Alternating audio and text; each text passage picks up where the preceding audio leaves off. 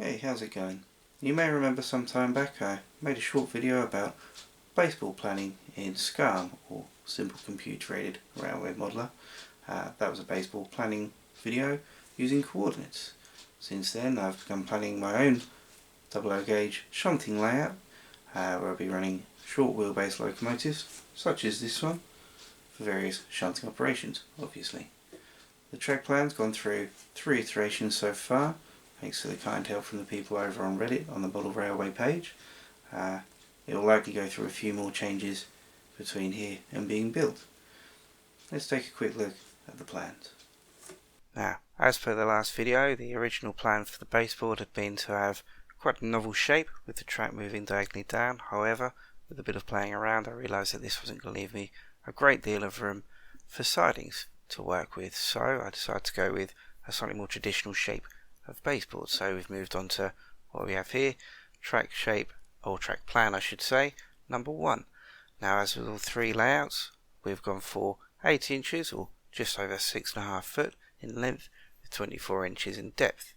We've got a very simple track plan initially. There's no way for the trains to move between the 2 runs of track there, so this is something that we decided to add in a little bit later on.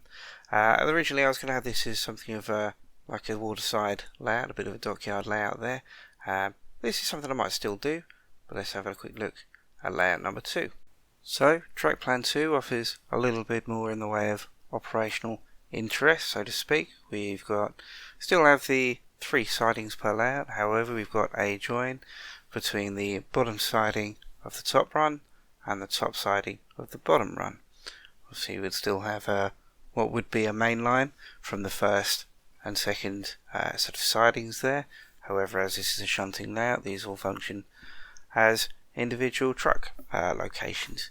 Now, we've tried to keep the head shunt as close to the same size as the sidings themselves as possible. Obviously, there's not going to be much use trying to run trains out if you've not got any room to run so. However, obviously there is a bit of scope to move wagons, trucks even, between the 2. Let's take a quick look at number 3, which is a little more complicated again.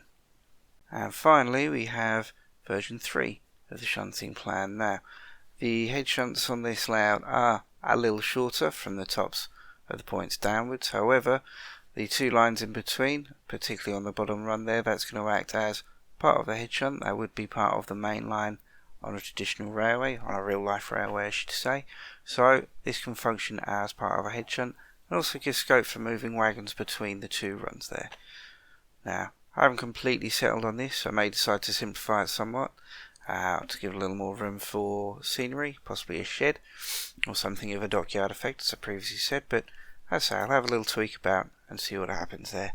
I haven't finished getting the materials for the baseboard yet. That's going to happen a little bit later in the year, so there's still a bit of time there to make some changes as appropriate. Alright, thanks for watching.